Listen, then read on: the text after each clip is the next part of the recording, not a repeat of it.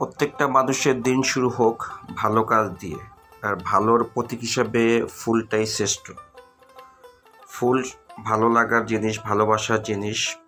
এমন কেউ নাই পৃথিবীতে যে ফুলকে ভালোবাসে না। তো আমি প্রকৃতিপ্রেমী মানুষ, প্রকৃতির খোঁজে যাচ্ছিলাম গ্রামের দিকে একটু ঘোরার জন্য। তো পথিমধ্যে মাও হাইওয়ে রোডে চোখে পড়লো এই ফুল। তো ফুলগুলিকে একটু ভিডিও করলাম। চমৎকার কালার, খুবই সুন্দর। মাও হাই রোডে যারা যাতায়াত করেন তারা দেখতে পাবেন। এখন পার হচ্ছি ধলেশ্বরী নদী। ধলেশ্বরী নদী পার হয়ে সামনের দিকে এগিয়ে যাচ্ছি। ধলেশ্বরী নদী পার হয়ে আমরা একটি গ্রামীণ রাস্তায় ঢুকে গেছি। দেখলাম একটি শিশু ছেলে মাছ ধরতেছে। যেহেতু বর্ষাকাল, ও চেষ্টা করতেছে মাছ ধরার জন্য। দৃশ্যটা দেখে খুব ভালোই লাগলো। আসলে প্রকৃতি সবসময় সুন্দর। প্রকৃতির এমন কোনো দৃশ্য নাই যে আমার ভালো না লাগে। তো হয়তো বা চেষ্টা করতেছে, দেখি ওর চালে কি উঠছে। না, এবার কোনো মাছ উঠে নাই। এখান থেকে পার হয়ে গ্রামীণ রাস্তা দিয়ে যাচ্ছিলাম। পথিমধ্যে একটু দাঁড়ালাম। খুবই চমৎকার একটি রাস্তা, একদম খুবই শান্ত পরিবেশ। দেখলে মনটা প্রাণটা জুড়িয়ে যায়। আল্লাহ কি সুন্দর প্রকৃতি সৃষ্টি করেছে দেখেন। মেঘলা আকাশ ছিল ওই দিনকার, যেদিন আমরা গিয়েছিলাম। মেঘলা আকাশ ছিল, চারিদিকে ছিল। পথিমধ্যে একটি গেন্ডারিওয়ালা দেখতে পেলাম। দেখে লোভ সামলাতে পারলাম না, গেন্ডারি কিনে খাওয়া শুরু করলাম। খুবই চমৎকার। আসলে এই ধরনের পরিবেশগুলিতে সবসময় ভালো লাগে আমার। গেন্ডারি খাচ্ছি আর প্রকৃতির রূপ দেখছি, বিভিন্ন বিষয়গুলি অবলোকন করার চেষ্টা করলাম। খুবই চমৎকার ছিল সেই দিনটা। যেদিকেই তাকাচ্ছিলাম চারিদিকে সবুজ আর সবুজ প্রকৃতি। মেঘলা আকাশ, সবুজ প্রকৃতি এবং পানি, সব কিছু মিলেই খুবই চমৎকার পরিবেশ ছিল। মানে আমি হারিয়ে গিয়েছিলাম প্রকৃতির মাঝে। চারিদিকে সবুজ এবং দেখেন চমৎকার রাস্তা ছিল। সব মিলে অসাধারণ একটা সময় পার করতেছিলাম। যদিও আমি বাইক নিয়ে ট্যুর করি, যেখানে মন চায় সেখানেই থেমে যাই। প্রকৃতি সবসময় আমাকে কাছে টানে, তা হুটহাট করে আমি বাসা থেকে বের হয়ে যাই। যাই হোক, রাস্তাটি খুব চমৎকার ছিল। তো আমরা আস্তে আস্তে এগোচ্ছি। এটা হচ্ছে বিক্রমপুরের কোনো একটা গ্রাম হবে, আমি যদিও নামটা জানি না। আস্তে আস্তে এগিয়ে আমরা সামনের দিকে যাচ্ছিলাম। চমৎকার পরিবেশ ছিল, চমৎকার ছিল। বাইক নিয়ে আগাচ্ছিলাম আস্তে আস্তে। এরপরে আমরা চলে আসলাম পদ্মা নদীর পাড়ে। এসে কি চমৎকার একটা দৃশ্য দেখলাম। 3টা নৌকা, একজন মাঝি অথবা কোনো এক ভদ্রলোক গোসল করতেছে। চমৎকার দৃশ্য ছিল, চমৎকার। চারিদিকে চোখ জোড়ানো দৃশ্য ছিল, চমৎকার ছিল পরিবেশটা। ঠান্ডা আবহাওয়া ছিল, মেঘলা আকাশ, সব মিলে অসাধারণ মুহূর্ত কাটাচ্ছিলাম। যাই হোক,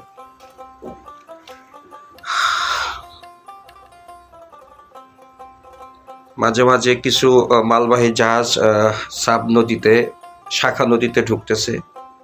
এটা একটা শাখা নদী, বিক্রমপুরের কোনো একটা জায়গা। হয়তো আপনাদের টোটাল তথ্যটা পরে দিতে পারবো। এরকম প্রকৃতিতে যেতে কারটা ভাল লাগে। একদম নদীর পাড়ে বসে গ্যান্ডারি খাচ্ছিলাম। ওই যে গ্যান্ডারি কিনেছিলাম ব্যান থেকে, কিছুটা রয়ে গেছিল। বসে বসে গ্যান্ডারি খাচ্ছি আর অবলোকন করতেছি। খুবই চমৎকার ছিল। অনেক লোক এখানে গোসল করে যতটুকু বুঝলাম। চমৎকার একটা পরিবেশ। একদম নদীর পাড়ে একটা বাড়ি, দেখেন চমৎকার ছিল। সব মিলিয়ে আমি খুব ভালো একটা সময় উপভোগ করতেছিলাম। চমৎকার ছিল, চোখ ফেরাতে পারতেছি না। মাঝে মাঝে বাচ্চাদের দৃশ্য দেখতেছি, ওরা খুব গোসল করতেছে। ওদের এই গোসল দেখে আমারও লোভ লেগে যায় যে আমিও গোসল করব। কিন্তু আমি তো আসলে কোনো জামা কাপড় নেই নাই, কিভাবে গোসল করব সেটাই বসে বসে চিন্তা করতেছিলাম। আর ওদের সাঁতারের দৃশ্য দেখতেছিলাম, চমৎকার। যাই হোক, প্রকৃতি আসলে অন্যরকম একটা অনুভূতি দেয় আমাকে, বা অন্যান্য যারা প্রকৃতি প্রেমী আছে তারা সবাই অবশ্যই প্রকৃতির সবচেয়ে সুন্দর জিনিসগুলি উপভোগ করেন যারা প্রকৃতি প্রেমী আছে। আমিও সেটার ব্যতিক্রম নয়। দেখেন দুইটা নৌকা যাচ্ছে। বাচ্চাদের গোসল দেখে এমনিতেই মনটা উড়ু উড়ু করতেছে, কখন আমি নামবো নদীতে। এই জায়গাটা এরকম একটা জায়গা, পদ্মা নদী এবং আমাদের ডান দিক দিয়ে একটা শাখা নদী গেছে বিক্রমপুরের দিকে। আমি এগুলি আসলে কোনো ইনফরমেশন এই মুহূর্তে দিতে পারতেছি না, কারণ হুট করে চলে আসছি। এই জাহাজটা যেদিকে যাচ্ছে এদিকে একটা শাখা নদী আছে।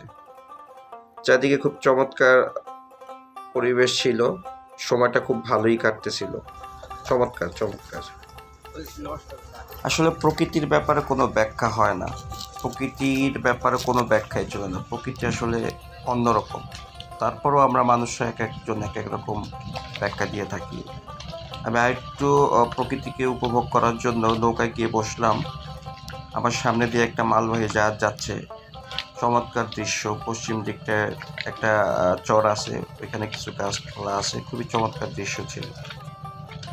বসে বসে অবলোকন করতেছি। প্রকৃতি আসলে সবসময়ই আমাদের সুখ আনন্দ দিয়ে থাকে।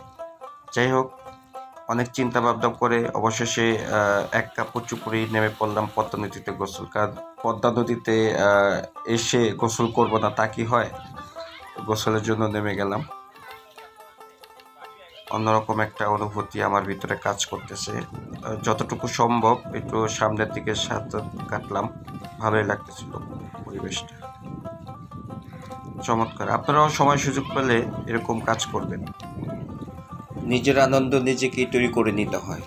তো যত সমস্যাই থাকুক, চেষ্টা করবেন সময় সুযোগ পেলেই ভ্রমণ করতে। ভ্রমণ আপনাকে আত্মতৃপ্তি দিবে, আনন্দ দিবে, শান্তি দিবে, যা আপনি অন্য কোনো কিছুতেই পাবেন না।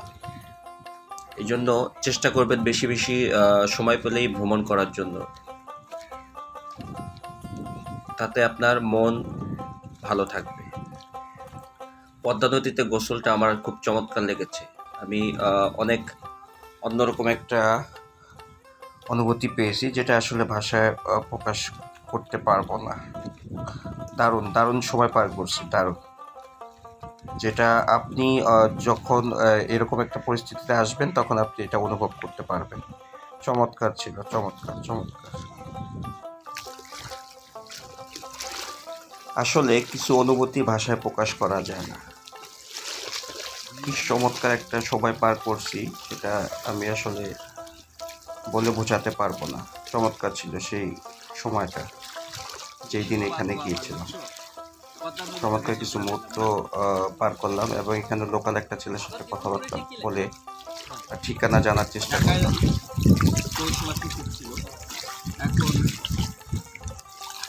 বুড়িগঙ্গাতে সাঁতরেছি, তারপর ছিল ধলেশ্বরী নদী দুইটা, আর ওদিকে আমগো রানীবাড়ি আরিয়াল খাঁ নদীর সাথে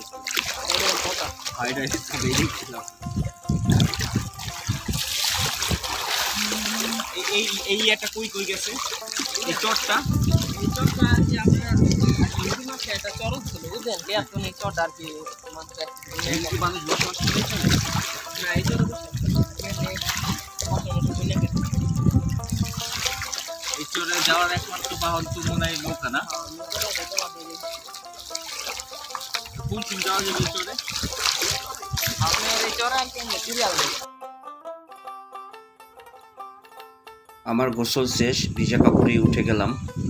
তো এখান থেকে বিদায় নিচ্ছি। আপনাদের বলেছিলাম ঠিকানাটা বলবো, তো ঠিকানাটা বলতেছি। এই মুহূর্তে আমি দাঁড়িয়েছি এক পদ্মা নদীর পাড়ে। এটা হচ্ছে গ্রাম ডহরি, ইউনিয়ন কলমা আর থানা লৌজন, একদম ঠিক পদ্মা নদীর পাড়টা। এবং এখানে একটি স্কুলও আছে, ডহরি টটকিবাড়ি সরকারি প্রাথমিক বিদ্যালয়। এই বিদ্যালয়ের ঠিক পাশেই পদ্মা নদীর পাড়। খুব চমৎকার একটা পরিবেশ, প্রাকৃতিক একটা পরিবেশ আছে।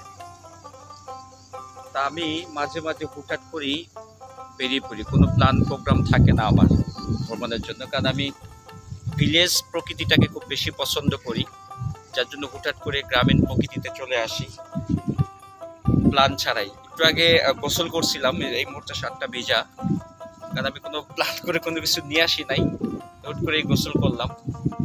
যাই হোক, এইখানে সার্বিক শান্ত পরিবেশ এবং দেখেন পুরো পদ্মা নদীর পাড়, খুব চমৎকার একটা দৃশ্য বিরাজ করছে। তা আপনারাও সময় সুযোগ পেলে মাঝে মাঝে ভ্রমণে বেরিয়ে পড়বেন, তবে প্ল্যান প্রোগ্রাম ছাড়াই বেরোনো ভালো। হুটহাট করে গ্রামীণ প্রকৃতিতে বেরিয়ে যাবেন, দেখবেন যে অনেক ভালো লাগবে, কারণ ভ্রমণ আপনাকে সকল কিছু থেকে মুক্ত করে দিবে। শরীরও ভালো থাকবে, মনও ভালো থাকবে, এনার্জিও চলে আসবে। যাই হোক, আমার ভিডিওটি ভালো লাগলে লাইক কমেন্ট শেয়ার করবেন, কারণ আপনাদের অনুপ্রেরণা পেলেই নতুন নতুন ভিডিও করার প্রবণতা আমার ভিতরে জাগবে। তো ভিডিওটি স্কিপ না করে সবাই ভালোভাবে দেখবেন। সবাই ভালো থাকবেন, সুস্থ থাকবেন। আল্লাহ হাফেজ। আসসালামু আলাইকুম।